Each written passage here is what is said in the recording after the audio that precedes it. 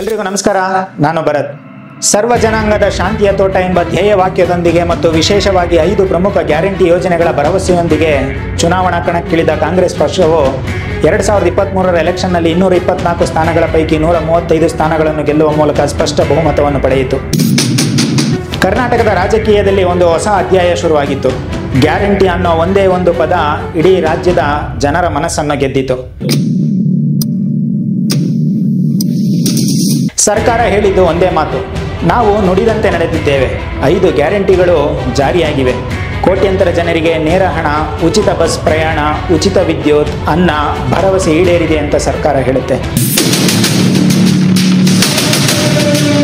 ಆದರೆ ಈ ಭರವಸೆಯ ಅಸಲಿ ಬೆಲೆ ಏನು? ಈ ಗ್ಯಾರಂಟಿಗಳ ಪ್ರೈಸ್ ಟ್ಯಾಗ್ ಏನು? ಬನ್ನಿ, ಕಳೆದ 2.5 ವರ್ಷಗಳ ಆಡಳಿತದ ಒಂದು ಕ್ರಿಟಿಕಲ್ ಅನಾಲಿಸಿಸ್ ಮಾಡೋಣ. ಈ ಸಾರಿ ಆರ್ಥಿಕ ಸಾಮಾಜಿಕ ಶಕ್ತಿಯನ್ನ ಅವಕಾಶಗಳಿಂದ ವಂಚಿತರಾಗಿರ್ತಕ್ಕಂಥ ಜನರಿಗೆ ತುಂಬಬೇಕು ಅನ್ನೋ ಕಾರಣಕ್ಕೋಸ್ಕರವಾಗಿ 5 ಗ್ಯಾರಂಟಿಗಳನ್ನ ಜನರಿಗೆ ನಾವು ಭರವಸೆಗಳನ್ನಾಗಿ ಕೊಟ್ಟಿದ್ದು.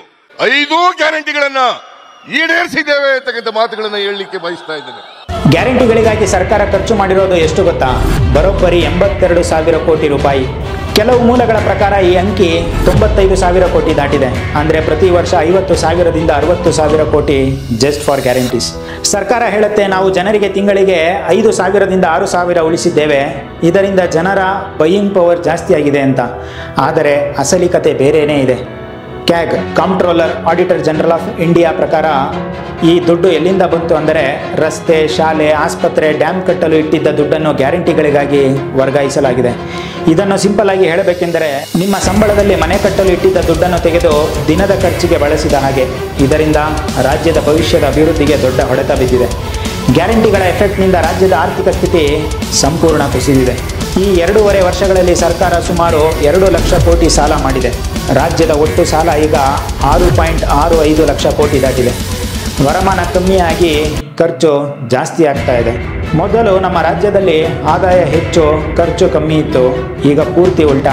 ಖರ್ಚು ಜಾಸ್ತಿ ಆಗಿದೆ, ಆದಾಯ ಕಮ್ಮಿ ಆಗಿದೆ. ರಾಜ್ಯಕ್ಕೆ ಪ್ರತಿ ವರ್ಷ ಸಾವಿರಾರು ಕೋಟಿ ನಷ್ಟ ಆಗುತ್ತಿದೆ. CAG ರಿಪೋರ್ಟ್ ಪ್ರಕಾರ ಗ್ಯಾರಂಟಿಗಳಿಂದಲೇ ರಾಜ್ಯಕ್ಕೆ ಈ ದುಸ್ಥಿತಿ ಬಂದಿದೆ ಎಂಬುದು. ಸರ್ಕಾರ ಮಾಡುತ್ತಿರುವ ಹೊಸ ಸಾಲ ಅಭಿವೃದ್ಧಿಗಾಗಿ ಅಲ್ಲ, ಬದಲಿಗೆ ಹಳೆ ಸಾಲದ ಬಡ್ಡಿ ಕಟ್ಟಲು ಮತ್ತು ಗ್ಯಾರಂಟಿಗಳನ್ನು ಕೊಡಲು ಬಳಕೆಯಾಗುತ್ತಿದೆ ಎಂದು. ಇದು ರಾಜ್ಯವನ್ನು ಒಂದು ಸಾಲದ ಕೂಪಕ್ಕೆ ತಳ್ಳುತ್ತಿದೆ. ಗ್ಯಾರಂಟಿಗಳ ಮೇಲೆ ಫುಲ್ ಫೋಕಸ್ ಇಟ್ಟಿದ್ದರಿಂದ ಬೆಂಗಳೂರಿನ ದೊಡ್ಡ ದೊಡ್ಡ ಪ್ರಾಜೆಕ್ಟ್ಗಳು ಕೂಡ ಮೂಲೆ ಗುಂಪಾಗಿವೆ. ಇದರಲ್ಲಿ ಪೆರಿಫೆರಲ್ ರಿಂಗ್ ರೋಡ್, 20 ವರ್ಷದಿಂದ ಈ ರೋಡ್ ಆಗೇ ಇಲ್ಲ. 2,000 ಕೋಟಿಯ ಈ ಪ್ರಾಜೆಕ್ಟ್ ಈಗ 27,000 ಕೋಟಿಗೆ ಏರಿದೆ. ಆದರೂ ಈ ಕೆಲಸ ಶುರುವಾಗಿಲ್ಲ. ಆದರೆ ರೋಡ್ ಎಲ್ಲಿದೆ? ಇನ್ನೂ ಪೇಪರ್ ಮೇಲಿದೆ. ಭೂ ಸ್ವಾಧೀನಕ್ಕೆ ಸರ್ಕಾರದಲ್ಲಿ ದುಡ್ಡಿಲ್ಲ. ಎಜಿಪುರ ಮೇಲ್ಸೇತುವೆ 2017ರಲ್ಲಿ ಶುರು, 2029ಕ್ಕೆ ಮುಗಿಯಬೇಕಿತ್ತು. ಹಾಗಾದರೆ 2025 ಮುಗಿಯೋಕ್ಕೆ ಬಂದರೂ ಇದು ಹೀಗೇ ಇದೆ. 8 ವರ್ಷವಾದರೂ ಇದನ್ನು ಕಟ್ತಾನೇ ಇದ್ದರೆ ಬೆಂಗಳೂರಿನ ಜನರಿಗೆ ಇದೊಂದು ತಲೆನೋವಾಗಿದೆ. ಇತ್ತೀಚೆಗೆ ಕಟ್ಟುತ್ತಿರುವಾಗಲೇ ಸಿಮೆಂಟ್ ಉದುರಿ ಬಿದ್ದಿತ್ತು.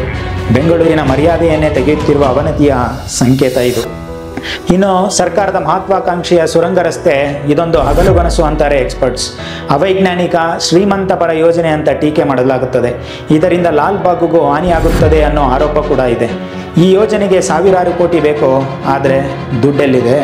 So the question is simple. ಗ್ಯಾರಂಟಿಗಳಿಗಾಗಿ ಪ್ರತಿ ವರ್ಷ 60,000 ಕೋಟಿ ಖರ್ಚು ಮಾಡುವಾಗ ನಮ್ಮ ನಗರದ ಮೂಲಭೂತ ಸೌಕರ್ಯಕ್ಕೆ ಹಣ ಎಲ್ಲಿಂದ ಬರುತ್ತೆ? ಬೆಂಗಳೂರಿನ ಟ್ರಾಫಿಕ್ ಜಾಮ್ ಕೇವಲ ವಾಹನ ದಟ್ಟಣೆಯಲ್ಲ, ಅದು ಸರ್ಕಾರದ ಆರ್ಥಿಕ ನೀತಿಯ ಪ್ರತಿಫಲನವೂ ಹೌದು. ಸರ್ಕಾರದ ಗಮನವೆಲ್ಲ ಗ್ಯಾರಂಟಿಗಳ ಮೇಲೆ ಇರುವಾಗ ರಾಜ್ಯದ ಅನ್ನದಾತನ ಸ್ಥಿತಿ ಚಿಂತಾಜನಕವಾಗಿದೆ. ಕಳೆದ 2.5 ವರ್ಷದಲ್ಲಿ ರಾಜ್ಯದಲ್ಲಿ ಆತ್ಮಹತ್ಯೆ ಮಾಡಿಕೊಂಡ ರೈತರ ಸಂಖ್ಯೆ 1,894. ಇದರಲ್ಲಿ 1,609 ಸಾವುಗಳು ಪರಿಹಾರಕ್ಕೆ ಅರ್ಹ ಅಂತ ಸರ್ಕಾರವೇ ಒಪ್ಪಿಕೊಂಡಿದೆ. 2023ರಲ್ಲಿ ಕರ್ನಾಟಕ ಕಂಡಿದ್ದು ದಶಕದ ಭೀಕರ ಬರಗಾಲ. ಬೆಳೆ ನಷ್ಟ 35,000 ಕೋಟಿ. ಸರ್ಕಾರ ಕೇಂದ್ರದ ಕಡೆ ಬೆರಳು ತೋರಿಸುತ್ತೆ. ಕೇಂದ್ರದ ವಿಳಂಬ ನಿಜ, ಆದರೆ ರಾಜ್ಯ ಸರ್ಕಾರ ಘೋಷಿತ 2,000 ಮಧ್ಯಂತ ಪರಿಹಾರ ತಲುಪೋಕು ತಿಂಗಳುಗಟ್ಟಲೆ ಬೇಕಾಯಿತು. ಬೆಳೆ ವಿಮೆ ಹಣ ರೈತರಿಗೆ ಇವತ್ತು ಪೂರ್ತಿ ಸಿಕ್ಕಿಲ್ಲ. ಇಲ್ಲೊಂದು ವಿಪರ್ಯಾಸ ನೋಡಿ. ಗ್ಯಾರಂಟಿ ದುಡ್ಡನ್ನು ಸ್ವಿಚ್ ಹಾಕಿದ ತಕ್ಷಣ ಕೋಟ್ಯಂತರ ಜನರಿಗೆ ಹಾಕುವ ಸಿಸ್ಟಮ್ ನಮ್ಮಲ್ಲಿದೆ. ಆದರೆ ನಿಜವಾಗಲೂ ಸಂಕಷ್ಟದಲ್ಲಿರುವ ರೈತನಿಗೆ ಪರಿಹಾರ ತಲುಪಿಸಲು ಅದೇ ಸಿಸ್ಟಮ್ ಯಾಕೆ ವಿಫಲವಾಗುತ್ತಿದೆ? ಇದು ಸರ್ಕಾರದ ಆದ್ಯತೆಗಳ ಬಗ್ಗೆ ಪ್ರಶ್ನೆಗಳನ್ನು ಹುಟ್ಟುಹಾಕುತ್ತದೆ. ಆರ್ಥಿಕ ಸವಾಲುಗಳ ಜೊತೆಗೆ ಸರ್ಕಾರದ ಮೇಲೆ ಕಾನೂನು ಸುವ್ಯವಸ್ಥೆ ಕುಸಿದಿರೋ ಆರೋಪವೂ ಇದೆ. ವಿರೋಧ ಪಕ್ಷಗಳ ಪ್ರಕಾರ ರಾಜ್ಯದಲ್ಲಿ ಕಾನೂನು ಸುವ್ಯವಸ್ಥೆ ಕುಸಿದಿದೆ. ರಾಮೇಶ್ವರಂ ಕೆಫೆ ಬಾಂಬ್ ಸ್ಫೋಟ, ಹುಬ್ಬಳ್ಳಿ ನೇಹಾ ಹಿರೇಮಠ್ ಹತ್ಯೆ ಮತ್ತು ಪ್ರಜ್ವಲ್ ರೇವಣ್ಣ ಸೆಕ್ಸ್ ಹಗರಣ ರಾಜ್ಯವನ್ನೇ ತಲ್ಲಣಗೊಳಿಸಿದವು. ಹಿಂದೆ ಬಿಜೆಪಿ ಸರ್ಕಾರದ ಮೇಲೆ 40% ಸರ್ಕಾರ ಅಂತ ಕಾಂಗ್ರೆಸ್ ಆರೋಪ ಮಾಡಿತ್ತು. ಈಗ ವಿಪರ್ಯಾಸ ಅಂದರೆ ಕಾಂಗ್ರೆಸ್ ಸರ್ಕಾರದ ಮೇಲೆಯೇ 60% ಕಮಿಷನ್ ಆರೋಪ ಕೇಳಿಬಂದಿದೆ. ಭ್ರಷ್ಟಾಚಾರವೇ ಕಾಂಗ್ರೆಸ್ ಸರ್ಕಾರದ ಭಾಗ ಎಂದು ಅವರೇ ಪಕ್ಷದ ಶಾಸಕರು ಹೇಳಿರುವುದು ಇದಕ್ಕೆ ಸಾಕ್ಷಿ. So where do we stand after 2.5 years? Congress ಸರ್ಕಾರದ ಆಡಳಿತ ಎರಡು ಮುಖದ ಕತ್ತಿಯಂತಿದೆ. ಒಂದು ಕಡೆ ಗ್ಯಾರಂಟಿಗಳಿಂದ ಲಕ್ಷಾಂತರ ಜನರಿಗೆ ಸಹಾಯವಾಗಿದೆ, ಇನ್ನೊಂದು ಕಡೆ ರಾಜ್ಯವು ಸಾಲದ ಸುಳಿಯಲ್ಲಿ ಮುಳುಗಿದೆ. ಅಭಿವೃದ್ಧಿ ನಿಂತು ಹೋಗಿದೆ ಮತ್ತು ರೈತರು ಸಂಕಷ್ಟದಲ್ಲಿದ್ದಾರೆ. ಇವೆಲ್ಲವೂ ನಮ್ಮ ಕಣ್ಣ ಮುಂದೆಯೇ ಇದೆ. ಈ ಕರ್ನಾಟಕದ ಮಾದರಿ ಒಂದು ದೊಡ್ಡ ಜೂಜಾಟದಂತೆ ಕಾಣುತ್ತಿದೆ. ಇದು ಜನರ ಬದುಕನ್ನು ಹಸನುಗೊಳಿಸುವ ಕ್ರಾಂತಿಕಾರಿ ಮಾರ್ಗವೇ ಅಥವಾ ರಾಜ್ಯದ ಭವಿಷ್ಯವನ್ನು ಅಡವಿಟ್ಟು ಆಡುವ ರಾಜಕೀಯ ಆಟವೇ? ಸರ್ವ ಜನಾಂಗದ ಶಾಂತಿಯ ತೋಟದ ಕನಸು ನನಸಾಗುತ್ತಿದೆಯೇ ಅಥವಾ ಆ ತೋಟ ಸಾಲದ ಕಳೆಗಳಿಂದ ತುಂಬಿ ಹೋಗಿದೆಯೇ?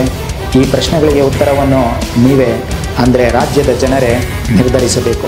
ಈ 2.5 ವರ್ಷಗಳ ಸರ್ಕಾರದ ಬಗ್ಗೆ ನಿಮ್ಮ ಅಭಿಪ್ರಾಯವೇನು? ಕಮೆಂಟ್ನಲ್ಲಿ ತಿಳಿಸಿ. ಹಾಗೆ ಈ ವಿಡಿಯೋ ಇಷ್ಟ ಆಗಿದ್ರೆ ಲೈಕ್ ಮಾಡಿ, ಶೇರ್ ಮಾಡಿ ಮತ್ತು ನಮ್ಮ ಚಾನಲ್ಗೆ ಸಬ್ಸ್ಕ್ರೈಬ್ ಆಗೋದನ್ನು ಮರಿಬೇಡಿ. ನಮಸ್ಕಾರ.